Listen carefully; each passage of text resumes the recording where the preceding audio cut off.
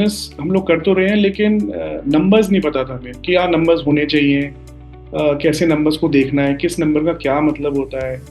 तो ये सारे नंबर्स जो हैं वो पता नहीं थे। अब चार्टर्ड अकाउंटेंट आता था, बैलेंस शीट बनाता था, चले जाता था। तो बेसिकली बिजनेस में कितना पैसा लगा हुआ है, क्या नंबर्स हमारे चल रहे हैं, क्या नंबर्स होने चाहिए, तो कहीं ना कहीं उन नंबर्स को बेसिकली मॉनिटर करना चालू कर दिया। FC21 का जो मेन बेनिफिट मुझे मिला है वो कहीं ना कहीं हमारा फोकस दो चीज़ों में गया। एक तो कैश फ्लो इम्प्रूव करने में। तो मैं फॉर एग्जांपल देना चाहूँगा कि एक सेशन में कैश फ्लो में जगमोहन जी ने बताया था कि क्लाइंट को जो क्रेडिट है वो कम करें, जिससे सेल्स की टर्नओवर आप बढ़ा सकते हैं सेम वर्किंग कैपिटल के अंदर। तो मेरे एक कस्टमर के ऊपर करीब 12 करोड़ रुपए लगे हुए थे और मैंने उसको 2.5% CD ऑफर किया एंड वो सारा का सारा मेरा पैसा फ्री हो गया।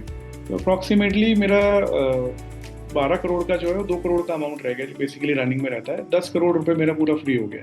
ये इस FC21 के 90 डेज के अंदर पहला बेनिफिट हुआ है। सेकेंडली जो मेरा बेनिफिट हुआ है कि जब आपने बिजनेस डैशबोर्ड हमारा बना के दिया, तो उसमें जब मैंने देखा कि हमारा रिटर्न्स जो आ रहे हैं वो FD से भी कम है, तो कहीं ना कहीं वहाँ हम जागे और हमें पता लगा हमारा कितना बिजनेस में पैसा लगा हुआ और हम क्या कमा रहे हैं। हर बिजनेस ओनर को ये FC21 का कोर्स करना चाहिए, because it's an eye opener course and most of the business owners are busy in sales, marketing और ऑपरेशंस। फाइनेंस को वो इतना क्लोजली देखते नहीं है।